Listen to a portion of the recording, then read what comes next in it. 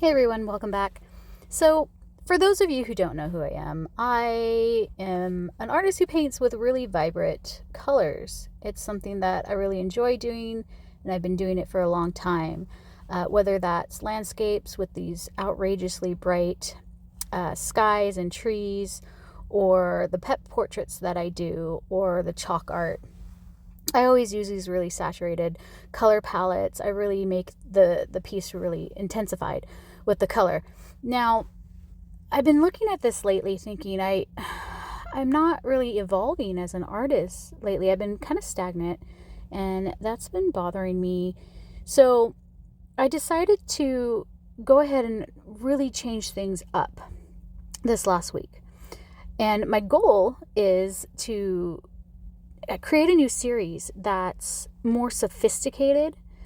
By that I mean it's more elevated.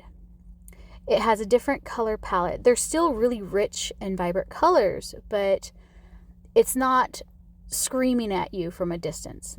It's a little bit mellowed out with some neutrals. And I wanted to create a body of work that really shows my skill as an artist.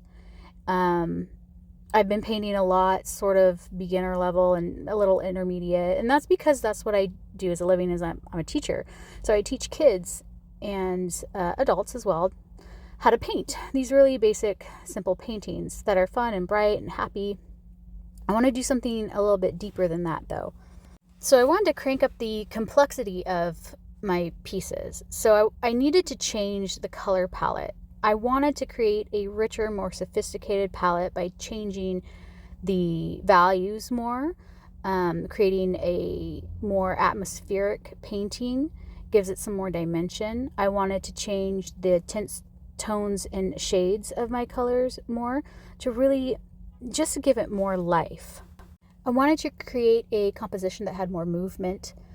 Sometimes my paintings seem a little too flat to me, dimensionally and stylistically. So I really wanted to change that. These are things I needed to change in order to improve my art. Now, of course, I'm still going to paint those bright, fun paintings because that's what I do for a living. It's what I teach, and it's what I show at the art hotel that they're displayed at. And people love them and people buy them. But I'm going to create this additional series for myself, so I can help myself change and grow as an artist. But it also appeals to a different market of individuals looking for art, right? So these would be shown, displayed in perhaps corporate offices or homes that have more contemporary taste. It wouldn't necessarily fit into the hotel where my other work is at. It wouldn't fit at all, actually. So it's going to be much different. So I am leveling up my taste as an artist here, and I'm experimenting. As you can see in the video, I've added several different mediums to this one painting. I started with acrylic to create atmosphere and blend in some warm tones, and then I went in and added some texture with sponges and a toothbrush and whatever I had lying around, even used a pine cone.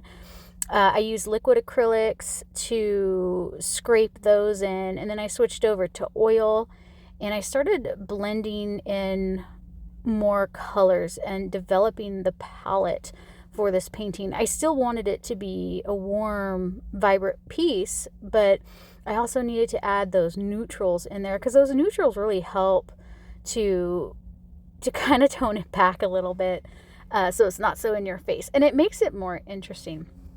And as you're watching this piece develop, it's really kind of neat to see where it started from and how it ends up and how it changes. And so I was using a lot of intuition and a lot of feeling to create these brushstrokes. Where did I want this curve, or does this need a hard line? And as you can see in the middle there's a person forming.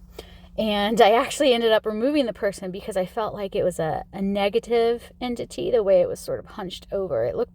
To me, it felt like they were going to their demise. It was a death march. And so I ended up removing that individual that was starting to form there.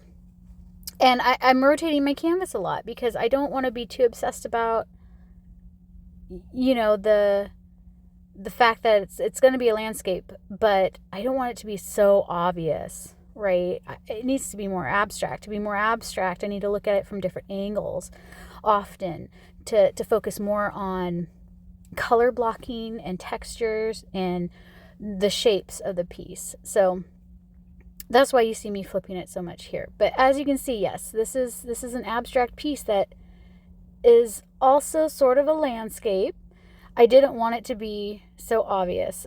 So hopefully it's not too obvious. I mean, from a distance, it definitely looks like a landscape. But I had a lot of fun, and I can't wait to keep painting like this. I think next week I'll do a video on how I went about doing this a little bit more in depth and teaching you guys how to do a complex abstract. But for today, I just wanted to do this quick vlog about where my art is going, what's going on with me as an artist, and hopefully you guys check back again next week and see where I'm at. So thank you everyone for watching today. I hope you have a great day. Don't forget to subscribe and like. Bye-bye.